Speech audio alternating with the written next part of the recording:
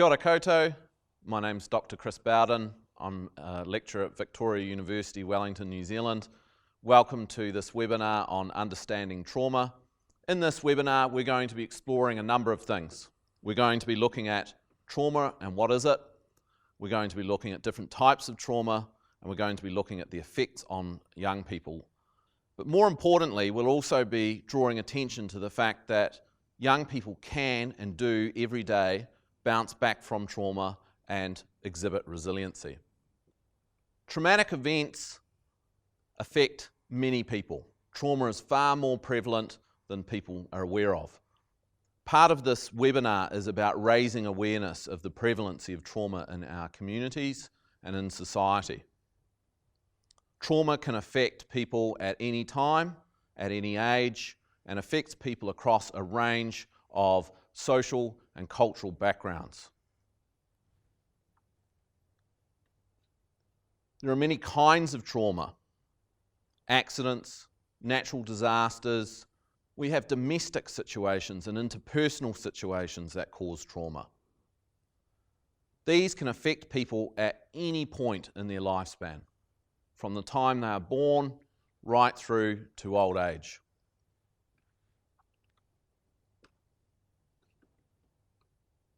How people respond to trauma has a very significant influence on health and well-being.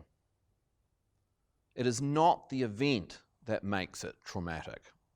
It is how the person responds to that event that contributes to trauma. Trauma is behind many of the health and social ills that we see in New Zealand society and communities.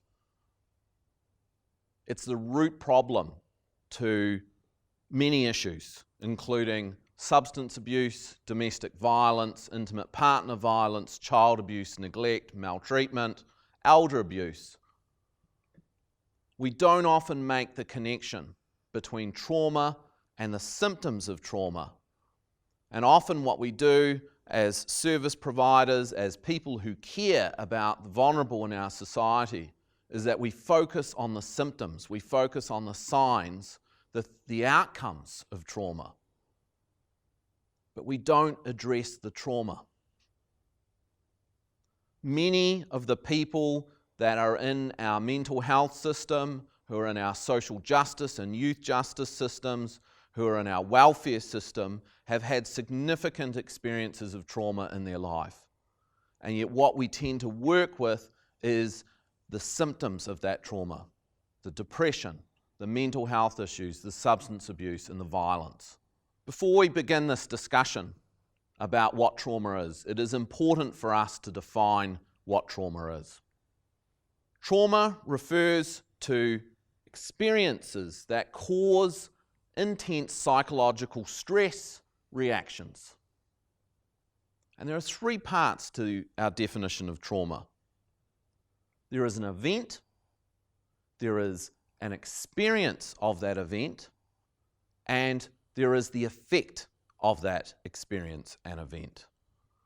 In order for something to be considered trauma, there needs to be those three E's: a traumatic event, an experience of that event as being problematic and negative and stressful, and harmful and adverse effects on the individual, family, or community group. But there are some things about those three E's that contribute to trauma. First of all, if we think about different events that may cause trauma, you have the nature of the event.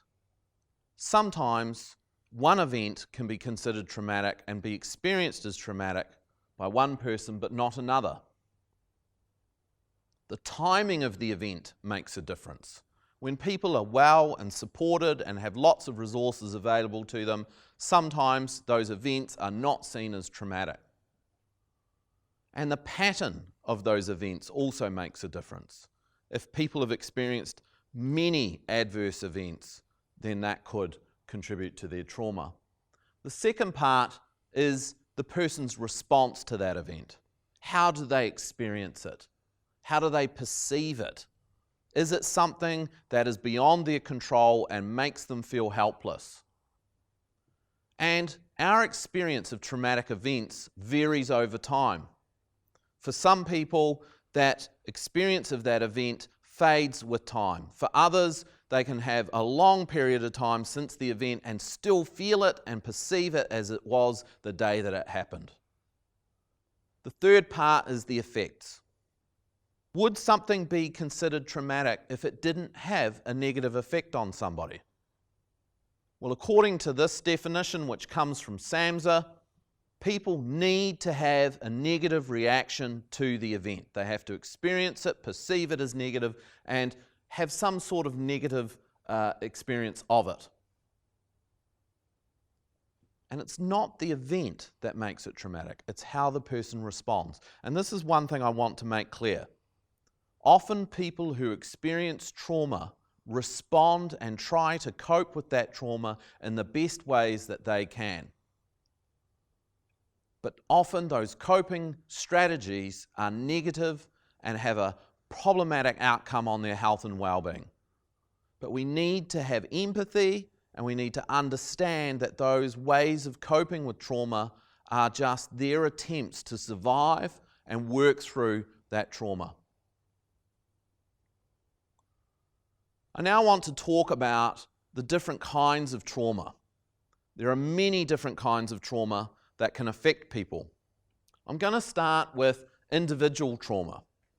So there are traumatic events and people's responses to those events that can affect one single person. So if we think of things like being mugged or assaulted on a Friday night after being out at the pub, that would be a good example of an individual trauma. We can have group trauma. So we can have trauma that affects a whole group of people. Could be a family, could be a classroom, could be a group of people at work. We have community trauma. So we have trauma, we have events and traumatic responses to those events that can affect a whole community. If you think about what's happened in Christchurch, this is an example of trauma that's affected not just an immediate community, but a whole wider community of people. We have historical trauma. So this is trauma that's often affected people in the past, but is still having an effect today. And that is also closely tied with cultural trauma. We know that there are groups in society, New Zealand and overseas, Indigenous populations and communities who have experienced horrific traumatic events, and those traumas are still carried with them today. We have mass trauma, trauma that affects a whole generation or a whole city or a whole country. And often when we think about those things, we can think about war and famine and large-scale accidents and events like that. We also have natural trauma. So these are the traumatic events that are caused by natural disasters, hurricanes, tornadoes, floods, landslides, earthquakes, all of those sorts of events. We have human trauma, trauma that is caused by people committing acts of trauma on other people. If we think about these things, these kinds of events, human-based trauma, we can think about intentional and unintentional acts. So somebody might cross the centre line in their car and crash their car into someone coming the other way, and that could be a traumatic event. It's accidental, and that person in both vehicles experiences of trauma. But we also get intentional acts, human acts of trauma. Terrorism, homicides, suicides, domestic violence, where people commit intentional acts to hurt others. But we also have medical acts, medical events, traumatic births, being diagnosed with a chronic illness or a life-threatening illness can be experienced as trauma as well. I want to talk about a couple more forms of trauma. Interpersonal trauma is trauma that tends to happen between people within a close, intimate relationship. The kind of trauma that we're talking about in this situation tends to be related to abuse and maltreatment. So if we think about this kind of trauma, the kinds of events that we're thinking about are intimate partner violence, domestic violence and abuse, child abuse, physical, sexual, psychological abuse committed by people on other people. Now, children and young people in those situations may be the victims of that violence, but may also be witnesses of trauma on others. So they may be directly and indirectly affected by trauma in the interpersonal context. Then we have developmental traumas. Developmental traumas are traumas that happen at specific times of our life and times in development that can have a significant influence on later development. So if we think about the kinds of trauma that people might experience in the womb, we can have prenatal trauma. We can have childhood trauma that affects people in their adolescence and later adulthood. And we also know of traumatic events that can affect older people, such as elder abuse. And these kinds of traumas tend to affect people at particular stages in the lifespan.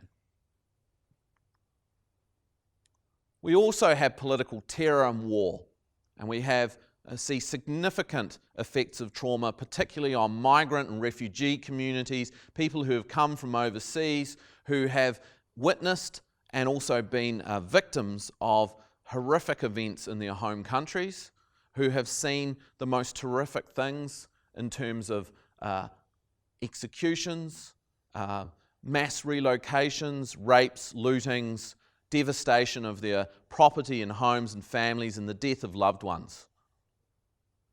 But we also have military trauma. If you think about the people who work in our armed services, they have seen and heard and witnessed things that most normal people will not have witnessed. And they may also experience trauma. And our final kind of trauma is system-orientated trauma. This is the trauma that we probably talk about the least, or are least aware of. This is the trauma that happens to people who have experienced trauma, who end up in a system that re-traumatizes them. So these people may end up in foster care or social services or a mental health facility and be re-traumatized by that service, intentionally or unintentionally, because people don't have a good awareness of what trauma is and how to work in a trauma-informed way. There are a couple other ways that we can think about trauma. In social welfare systems, they tend to talk about type 1 and type 2 trauma, or what we call big T and little t. Big T, big trauma, type 1 trauma, is usually characterized by a single, one-off, large traumatic event. Something really dramatic and unpredictable happens to people, like a serious accident or a natural disaster. But it tends to be a one-off incident.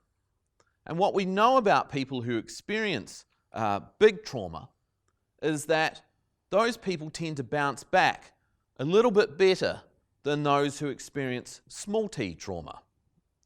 That is because often those events characterized by big trauma are one-off, unpredictable, and are not related to anything that anybody has done.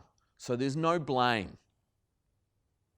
When people experience small t or small trauma, often they have experienced layered, complex, ongoing traumatic events. So these may be smaller in impact, but over time they have a much more devastating effect on people. They are much harder for people to bounce back from, and they often lead to more severe psychological problems in the long term, including post-traumatic stress disorder. And it's kind of related, small trauma is kind of related to what we call complex trauma. So this is another type of trauma, another category that we've created to understand trauma. Complex trauma can be thought of as layered trauma. So in this situation, young people, children or adults have experienced multiple traumatic events, It may be the same event multiple times or different events. So in this situation, you could think of a child who has been physically abused by their parents, but also witnessed intimate partner violence, domestic violence in the home, who's also being bullied at school, and somebody who is also having difficulties in a system, a support system at school that's not supporting them in a healthy way. And so you get layers of trauma and re-traumatization building on top of each other, and this makes things very difficult for these young people. These traumas often happen within interpersonal contexts, and we often call them betrayal traumas, simply because the traumas have been perpetrated by people who have often been in a role where they've been a caretaker or a caregiver or a trusted person in that young person's life. And they have betrayed that young person by allowing them to be exposed to this trauma or perpetrating this trauma against them. There's one more type that I want to talk about in relation to trauma, and again, this is one that we don't often talk about in relation to the trauma field, and that is vicarious or second-hand trauma. There are lots of people who work in human services within New Zealand and in other countries overseas who on a daily basis are exposed to traumatic events. These people may be in roles of first responders, counsellors, firefighters, police officers, nurses, doctors, emergency services, call centre workers. There are lots of people who work in this field who every day listen, see, hear, and experience trauma that other people have experienced. And in this situation, what happens is these people can often be at risk of developing their own symptoms of trauma. They take on board the traumatic reactions and experiences of those people that they're trying to help.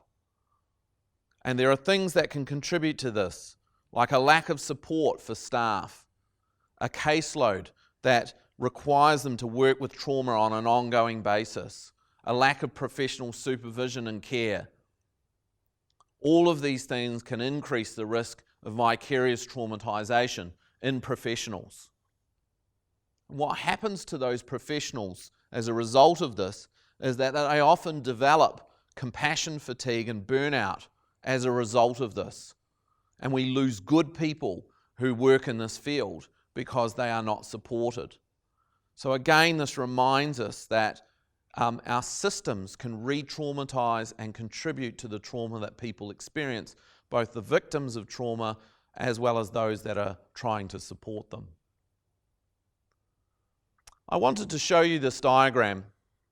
In this diagram, I've tried to capture how different kinds of trauma might work together.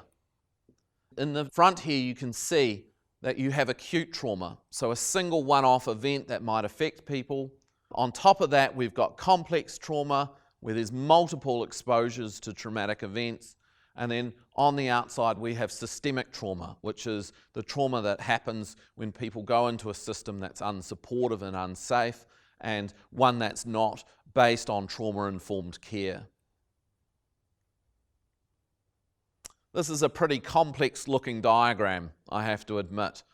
But to me, it captures two pathways through trauma, and I wanted to convey this message that not everybody who experiences trauma or traumatic events experiences trauma.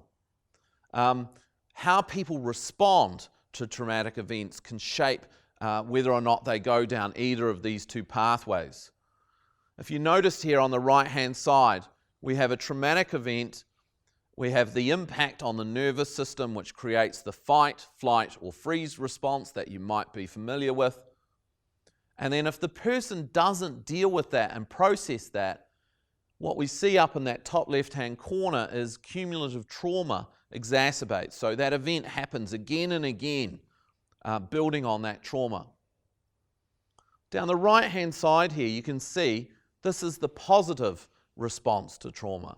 So most people can stabilize, self-regulate, make sense of what's happened to them and move forward with their lives. And they may be able to do that because they have good relationships and good support. They have access to healthcare. They may have spirituality and other protective factors that enable them to make sense of what's happened. And generally, these people feel and experience minimal impacts of trauma. This is what we're aiming for.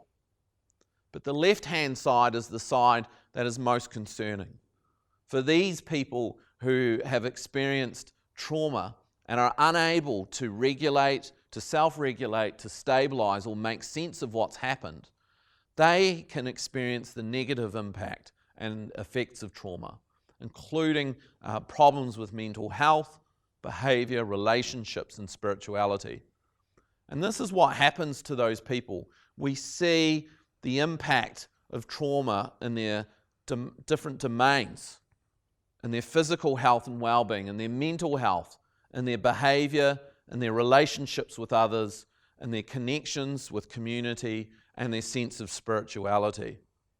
So you can see here from this that trauma affects many different areas of people's lives and can have a serious negative impact on these different domains.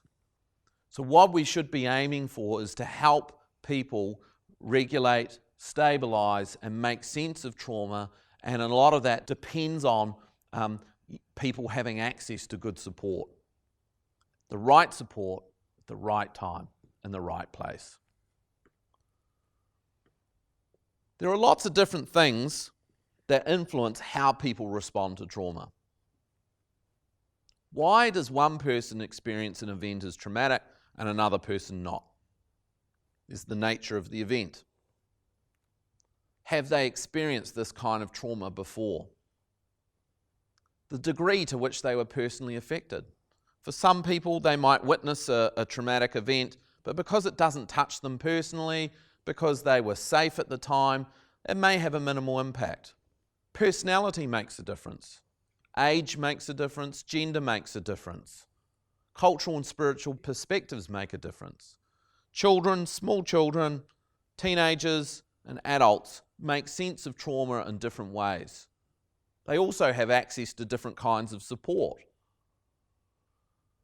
The relationship that people have to others that might have been harmed in a particular traumatic event also influences how people respond. People's coping strategies also influence their response to trauma. If you only have one or two strategies at your disposal for dealing with stress, those are the one or two strategies that you're probably going to draw upon when you experience trauma. We know that people who have lots of strategies and lots of support do much better in terms of bouncing back from trauma. And then we have pre-existing health conditions. If somebody is already experiencing a lot of stress in their life, they have a mental health problem, they're having a hard time at work, they're having problems with their whānau and family at home, we know that those things can influence how well they cope with trauma. I want to talk just a little bit about how people respond to trauma, and then we're going to look at what are the effects. What is the impact of trauma on people, physically, emotionally, psychologically? So we can think about how people react to trauma in different ways. Some people experience short-term effects of trauma. Some people experience the long-term effects. Some people experience intense and strong emotions related to a trauma. Others more mild to moderate. Trauma can impact on people physically, emotionally, psychologically, spiritually, and neurobiologically. And as I said before, trauma can exacerbate existing stress and conditions. So let's have a look at some of these different effects. So there are some common effects of trauma across different ages. This is what we tend to see in people who've experienced trauma. First, we see changes in brain structure. People who've experienced a significant trauma in their life experience neurological changes in the brain, which increase their stress response. We see compromised immune systems. People who have experienced trauma become sick. We see physical and mental stress and the signs of those in people. We see attachment and relationship problems. People, particularly who have experienced interpersonal trauma, become very wary of having relationships with other people. We also see hyperarousal or hypervigilance, particularly in children who are very worried and concerned about what might happen to them. So they're on high alert for anything that might be a threat. We see rigid and chaotic behaviour. People try to control their environment in order to make it more predictable and safe. Now, these effects can be experienced immediately after a traumatic event, or they may turn up at some time later on. So let's have a look at these in a little bit more depth. First, we have neurologic reactions. How do people react to trauma when it happens?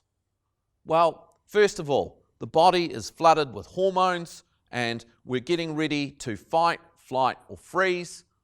We can see greater startle responses in people. People are on edge, they're on high alert, and they're very easily re-triggered. So there are things that remind them of the trauma that they've experienced. I can remember a student in school who, every time somebody dropped a book or banged a desktop, would experience the startle response. And we thought, wow, this student's just on edge. But it's not.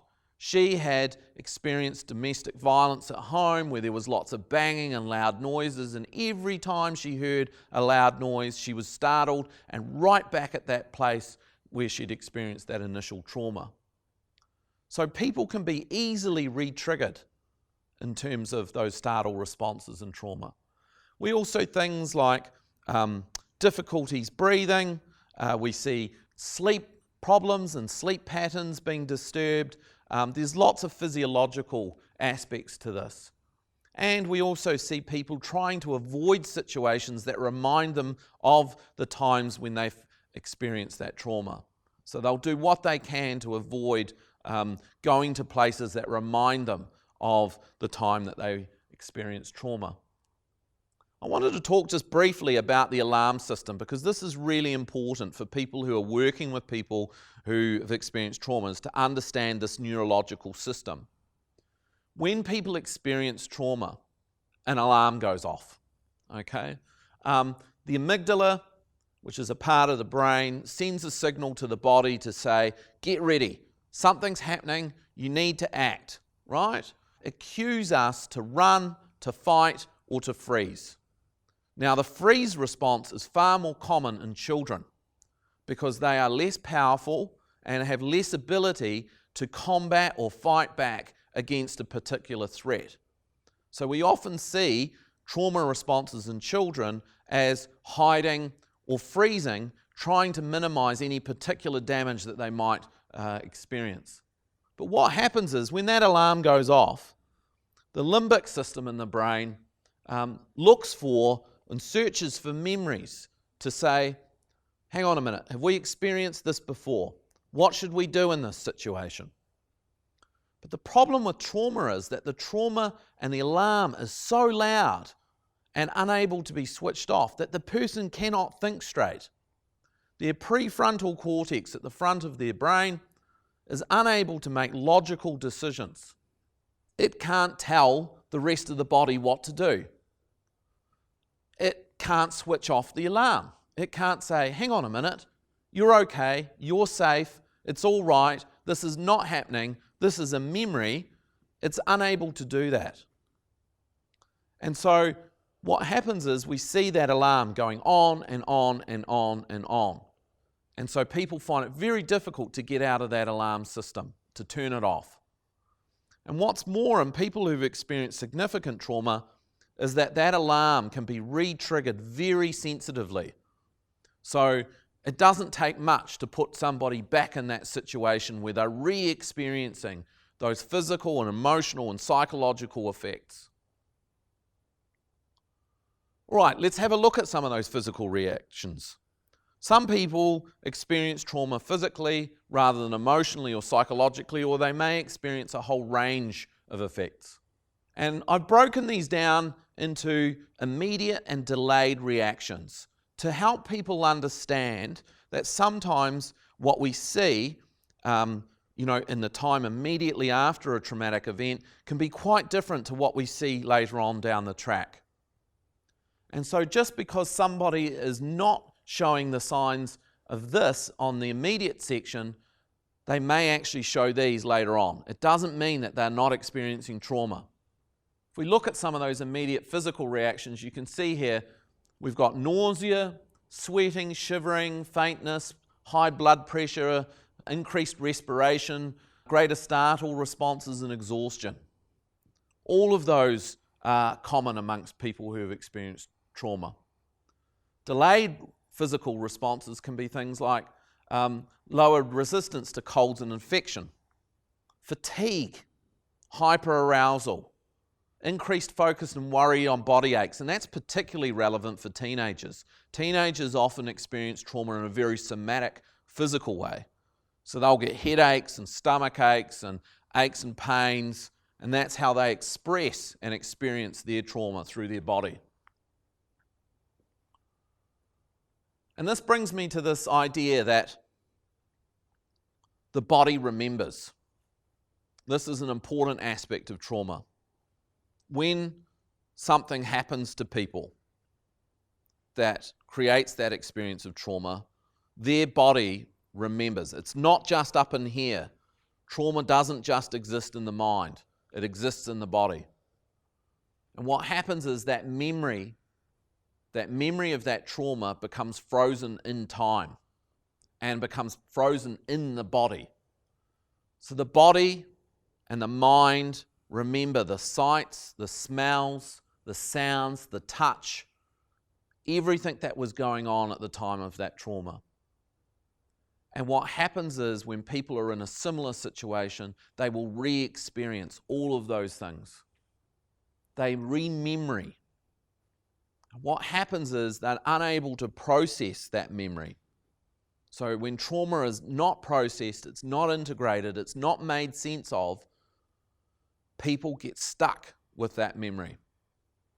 And they re-experience that event over and over and over again, as intense as it was the first time that they experienced it. All right, let's look at the emotional reaction. So again, we've got immediate and delayed reactions and responses. You can see there on the left, some of the immediate responses are numbness, detachment, anxiety, guilt, anger, sadness, helplessness. People experience trauma and respond to it in many different ways psychologically. They may deny that they've even experienced trauma. They might try to shut down their feelings and emotions. And what we see in terms of delayed reactions include things like depression, mood swings, grief reactions, feelings of shame and guilt that often come after the event. Why couldn't I have stopped it? Why did I react the way I did? What did I do to deserve this? And we also see emotional detachment. So people who shut down, close down that system, don't want to feel anything because feeling something reminds them of what they've experienced in that trauma. Along with the emotional reactions, we have the cognitive reactions. So this is the thinking part of trauma. So immediately we can see people have difficulty concentrating. If you've ever tried to give instructions to somebody who's experienced a traumatic event, they find it very difficult to focus on what you're telling them to do. They need simple, clear instructions, and they need people to guide them to do whatever they need them to do. People who experience trauma often have ruminations, so they go over and over and over the event again and again in their head and replay it. But they also have distorted thinking about time and space. They have distorted ideas and beliefs. They have memory problems. They can't even remember what they did or what they said in the event because it's too painful for them to remember. So they shut it down. In the delayed reactions, we see things like intrusive memories, memories of that trauma that come back at inappropriate times. We see self-blame. We see preoccupation with the event. People end up organising their whole life around that one part, that one event. They have magical thinking. This is interesting. Magical thinking is the idea that if they just do this, this, and this, the trauma will never happen again. Or I'll be able to avoid any future incidents of trauma. So they start to get overly obsessed with safety. They might put 100 locks on their doors at home. They might check the handles on the car. They might lock their office door 5 times to make sure that it's locked. They also develop beliefs, really quite destructive and unhelpful beliefs, that if I try to remember what happened, I will become overcome and overwhelmed by that memory. And yet what we know from the research on clinical interventions with people with trauma is that they need to, at some point, revisit those memories and process them and integrate them and make sense of them. But a lot of people who experience trauma spend a lot of time avoiding thinking about the trauma. They can experience things like cognitive errors, misinterpreting current situations as dangerous. For example, somebody who was assaulted might walk into a supermarket and see somebody in that supermarket who reminds them of the person who attacked them. And they might assess that situation as dangerous and threatening because they see and believe that that person is just like that attacker. We get idealization, so people can try to rationalize what happened to them. You know, I was a bad child, and that's why I was abused. I wasn't good enough. If only I had, been quiet or done what mum and dad told me to do, this would not have happened. We know that people can have trauma-induced hallucinations and delusions. And intrusive thoughts and memories come flooding back and remind people of that trauma. I wanted to show you this just in relation to the cognitive triad. So there are 3 things that people tend to affect people's views and thinking about trauma. The first one is that people who have experienced trauma tend to have really negative views of the world. So they tend to see the world as a really dangerous place and as people are unable to be trusted. Life is unpredictable. They also tend to have a really pessimistic and negative view of the future. When they think about their life before the trauma and they think about their life now, they start to develop a view about the future that is, I'm damaged. Nothing is ever going to be the way it was before. What's the point? I can't go back and be the person that I was. And we see negative views about themselves. So often people who've experienced trauma will blame themselves, they'll feel damaged, they'll feel incompetent, they'll feel powerless, helpless, and they'll blame themselves for not having reacted differently or not having prevented what happened to them. So this is what we call the cognitive triad. We see problems in how they think about the world, how they think about themselves, and how they think about the future. I just wanted to touch on the memory side of things because memory work is a key part of dealing with trauma.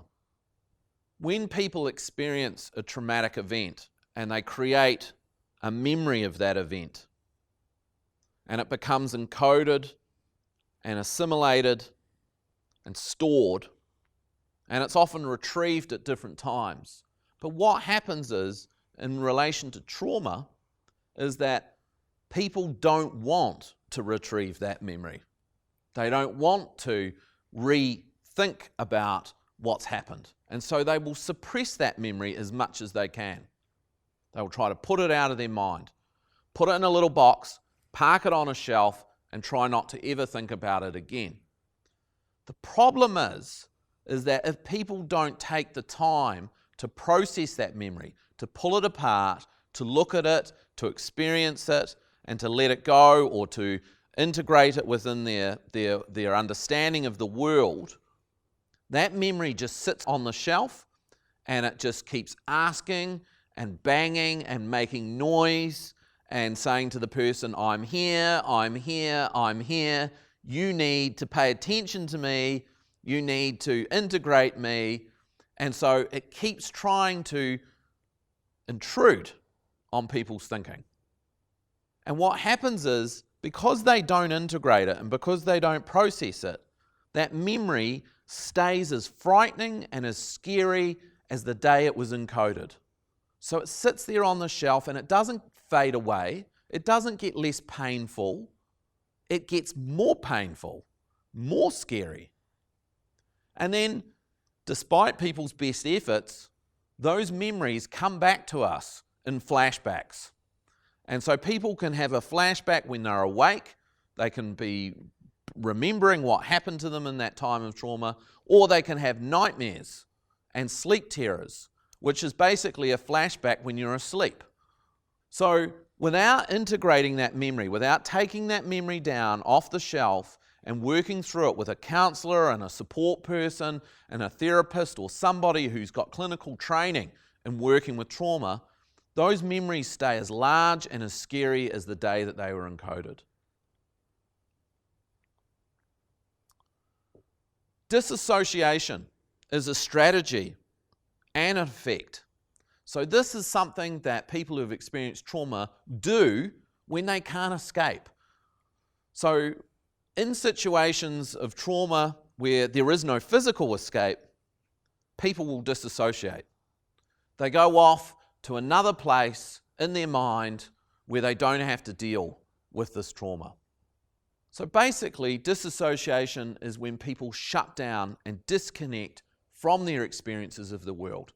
People who disconnect from their body, from their mind, from their emotions.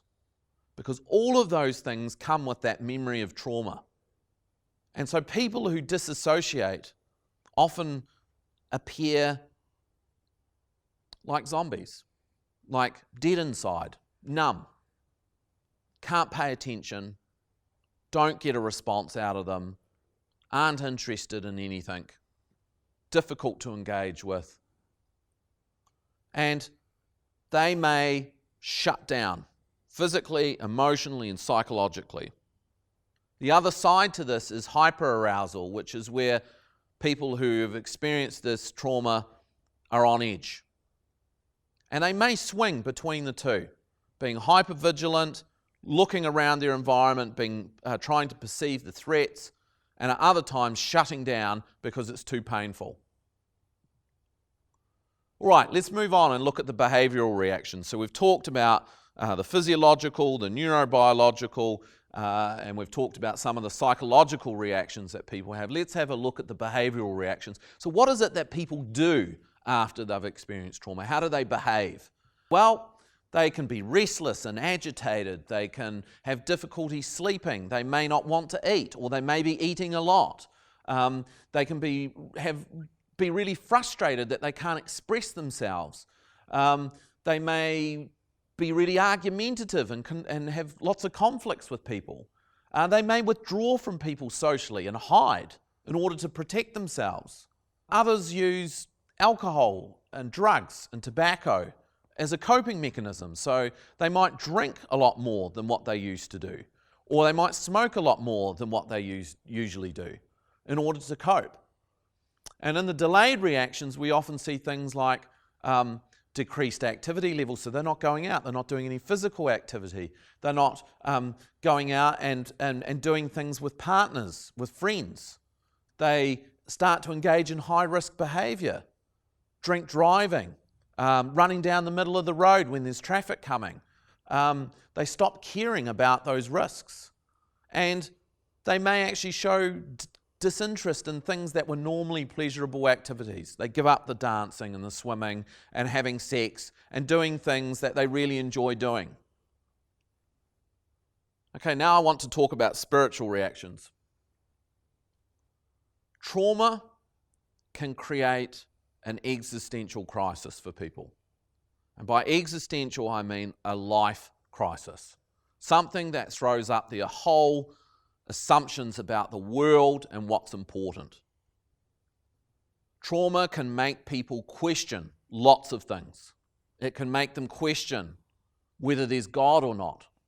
Why would God or a higher being allow people to experience these kinds of traumatic events? It may make them question their own power or powerlessness. It may get them to, or challenge them to think about humanity. Why do people do the things they do to other people? It disrupts all of their assumptions about the world. The world is supposed to be a fair place, a safe place, a good place, a predictable place. And trauma disrupts all of that thinking. It's like taking a jigsaw puzzle and throwing it up in the air and all the pieces coming down. The person's whole world of assumptions, their whole puzzle of assumptions about the world has been disturbed. And when we look at these responses in the long term, we see people who start to question, well, why did this happen to me? I feel hopeless about life. But for others, and this is the part that to me is really hopeful, is that in some people that experience trauma can experience a spiritual reawakening. They can have a reinvigoration of spiritual spiritual awareness, but also a re-evaluation of what matters to them in life, like their priorities. And they may use this event and experience to change their life in positive ways. To go, okay, this has happened to me, but I don't have to let it define me, and I can live a good life going forward. What do I want to change about myself? What's important to me and my family? What do I want my life to mean? So it can create massive existential crises for people, but can also create opportunities for people to reevaluate the important things in life and to grow from this. I do want to touch on this just briefly, because those effects that we've just talked about are common across all age groups. So those are the most common reactions to trauma. But what we do see is some reactions to trauma in children and young people that are a little bit different. So young people, and children in particular, may have difficulties expressing what's happened to them. And they may exhibit their trauma in different ways. So I have some examples here. Trauma tends to affect attachment, particularly in children and young people. So for them, they may experience problems in their relationships with their friends and family, relationships with other adults, and they may have real difficulty attuning to the emotional experiences of other people. Biologically, we see, as I mentioned before, a lot of somatic complaints in young people. So they will experience problems with coordination and balance. They'll feel sick. They might develop asthma or rashes and skin problems and headaches. That's how trauma exhibits itself in young people. Young people, in general, have problems with affect regulation. They have difficulties regulating their emotions. They have huge highs and huge lows. And that's part of what's happening with them in terms of their hormones, but also their brain development. But what we see in young people who have experienced trauma is that that becomes even more difficult for them. So their highs and lows become more frequent or more extreme. They might have real difficulty describing and labeling what they're experiencing. Dissociation, we see this in young people. That trance-like state that I was talking about, where they've gone numb and they've tried to shut down. Well, often those kids look like bored and disinterested children, when in actual fact they may be trying to shut down their system in order to survive.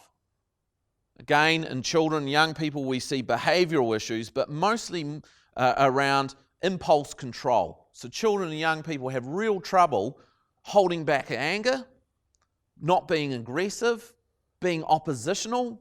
And parents might think, well, this is just a naughty kid. This is just a kid who's being really defiant and being really obstinate and, is not complying with what I'm asking them to do. And yet what we know is that often is what is their way of coping with trauma. Cognition, so we see kids, and particularly I see this in schools a lot, children and young people who've experienced trauma have real difficulties learning. They have real difficulty processing information. They have difficulty focusing on tasks. They might have to be told to do something 10 or 15 different times. They have difficulty planning the steps of what they're supposed to do. They have trouble understanding what they're supposed to do and what other people are supposed to do. They may have learning difficulties in the long term. So as educators, we need to be really aware of the impact that trauma can have on children and young people's ability to learn, to process information and to make sense of things and follow instructions. And finally, we see the impact on self-concept. So how does trauma affect people's identity and their perception of themselves? And we know that young people often feel really guilty, they blame themselves, they feel really bad about what's happened to them, and that might be reflected in negative body image. It might be reflected in an increase in weight or weight loss. There are lots of things. They may cover themselves up, wear baggy clothes, try to make themselves unattractive to other people because they feel lousy about themselves.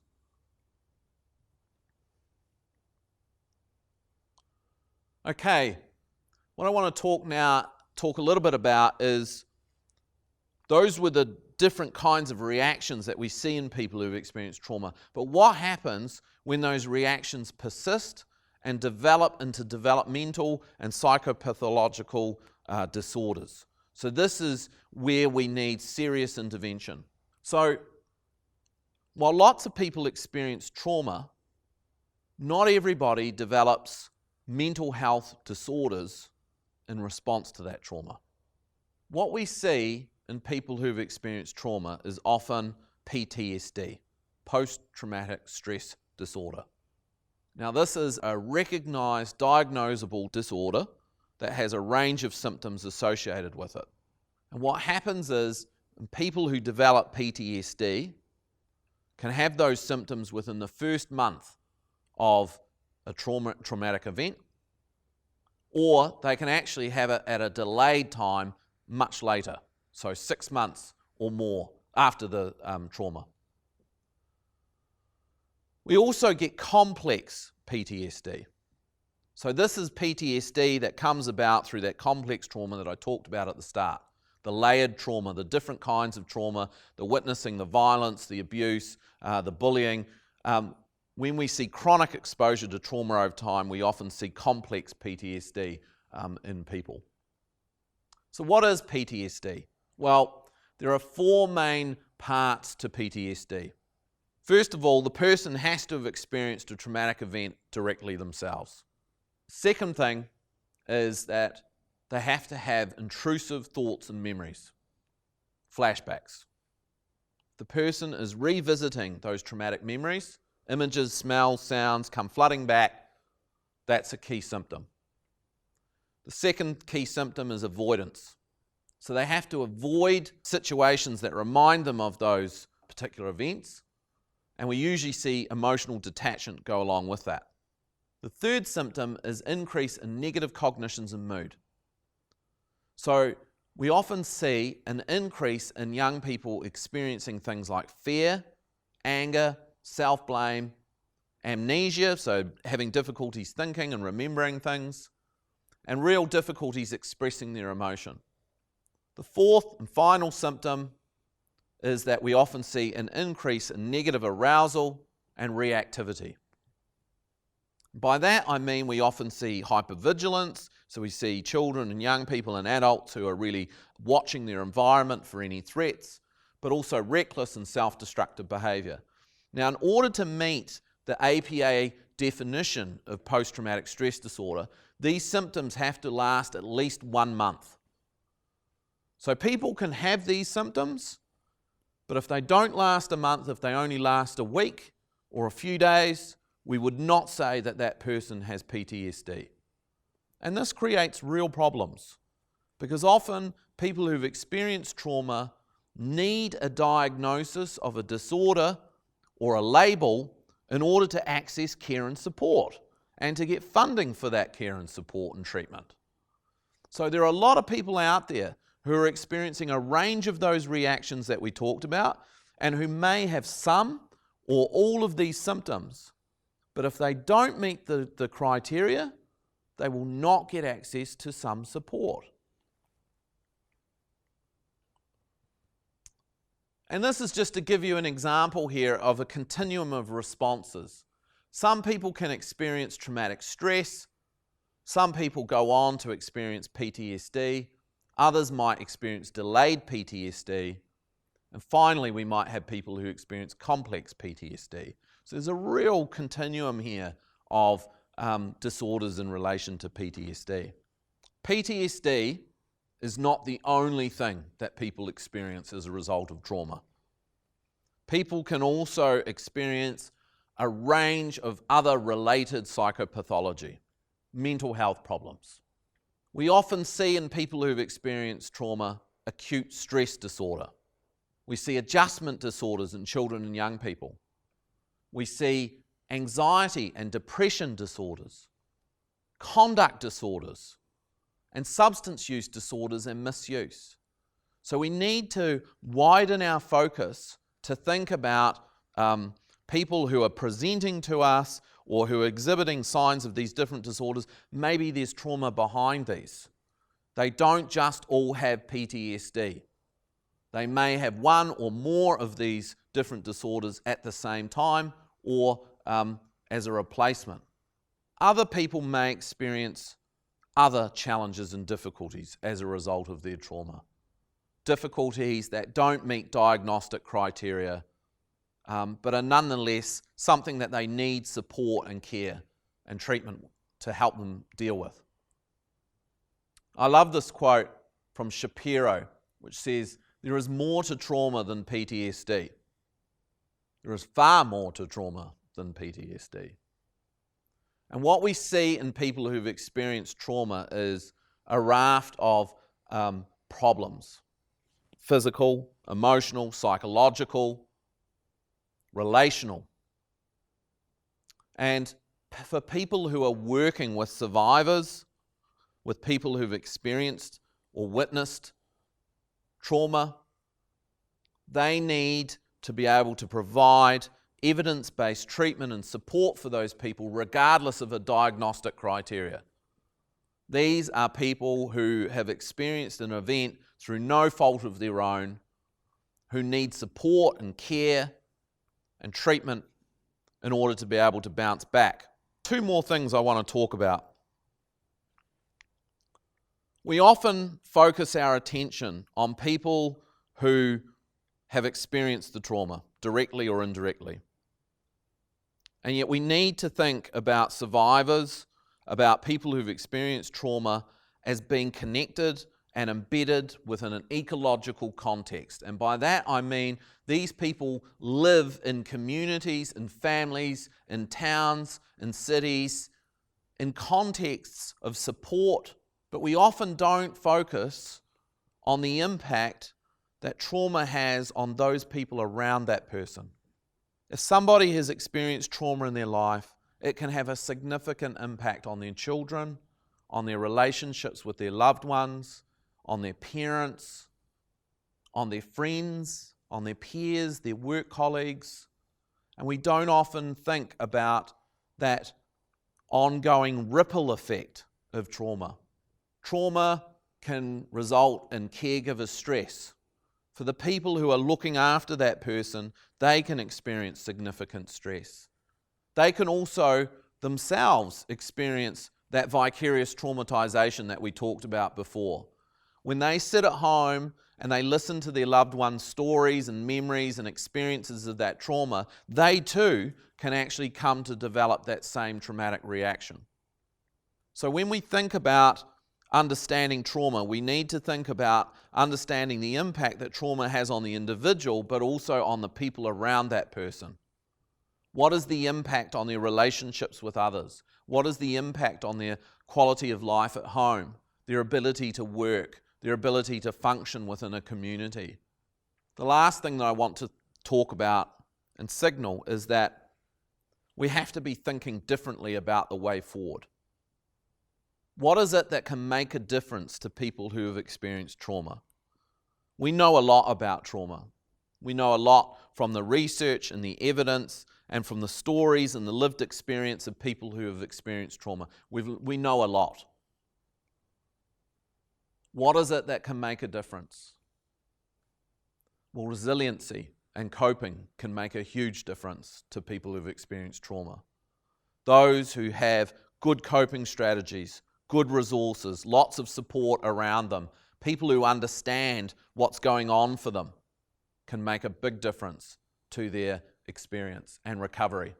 The second thing is that we really need to be pushing for a trauma-informed approach to caring and supporting people. And by trauma-informed, I mean we need to go beyond just having a basic understanding of what trauma is. That's what we've been doing here today, is talking about that basic understanding.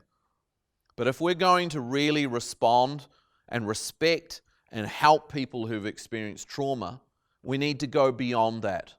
We need to make sure that the systems that are in place to support people, those systems are built on that understanding of trauma, that staff who work in those systems have a good understanding of trauma, that trauma informs the policies and the practices and the support that is provided by those services, and that people who have experienced trauma are not re-victimized and re-traumatized by that system, but also that the people who work in that system, the counsellors, the nurses, the therapists, the caregivers, the foster parents, are also not re-traumatized in that system.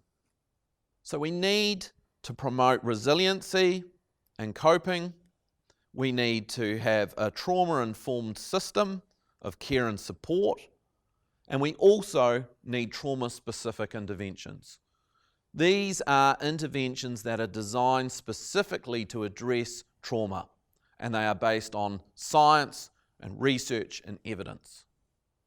Not what we think will work, but what we know works, and what we know is safe, ethical, and responsive to people who've experienced trauma. Thanks for watching. Make sure you come back and check out the Resilience Hub at Skylight. This is the first in a series of webinars on trauma.